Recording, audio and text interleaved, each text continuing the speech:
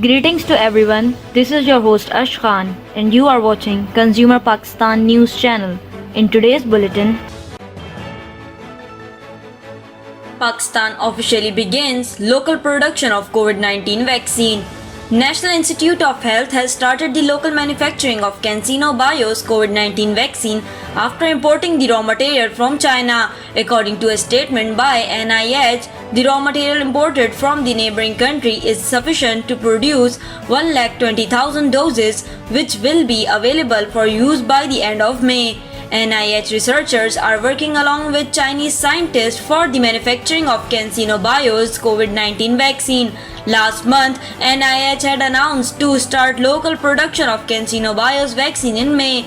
Earlier this year, in February, the Drug Regulatory Authority of Pakistan had granted emergency use authorization to CanSino Bio's COVID-19 vaccine. Punjab to discontinue stamp papers. The government of Punjab has decided to discontinue stamp papers to shift the property registration process onto white paper. This was revealed by Babar Hayat Tar, a member of the Board of Revenue, who said that the registration of properties will be completed on white papers that will have 3 barcodes on them. He revealed that the decision will be implemented across the province this year and that the decision will save more than Rs 1 billion for the provincial government. He added that the concerned officer will mention the transfer of assets while carrying out the registration. He also stated that the government has started shifting all the patarkhanas to government offices and declared strict actions will be taken against defaulters of agriculture income tax, Abhiana and other issues. Tar said that the special jails will be set up in each tehsil to imprison tax defaulter for up to 15 days. He remarked that Punjab's tax recovery system had improved over the last couple of years and that efforts to further enhance it are underway. Sindh announces to shut down public transport. The government has decided to enact a countrywide lockdown during the Eid holidays in a bid to curb the spread of the coronavirus across the country. Sindh Transport Minister has also announced the closure of all public transport from May 8 till May 16th.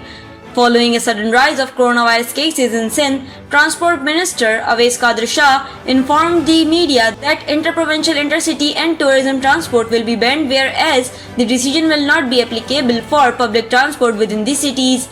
The decision to ban interprovincial transport was made on the recommendation of the NCOC. PIA restarts flights to Bahrain. Pakistan International Airlines has announced to restart direct flights to Bahrain earlier this week. The Civil Aviation Authority had allowed the national flag carrier to resume flights to Bahrain by operating 2 flights a week. According to details, the first PIA flight to Bahrain departed from Allama Iqbal International Airport, Lahore earlier today. The second PIA flight will depart from Bahrain from New Islamabad International Airport on May 10th. In this regard, the spokesperson for PIA, Abdullah Hafiz Khan, noted that flight operation to Bahrain was suspended on account of the COVID-19 pandemic. The said move will help residents of Saudi Arabia to return via road through Bahrain. He added that PIA has taken all the necessary arrangements to operate bi-weekly flights to Bahrain. Twitter lets people leave tips for some tweeters. Twitter on Thursday began letting some users add virtual tip jars to accounts so people can support their tweets by tossing in money.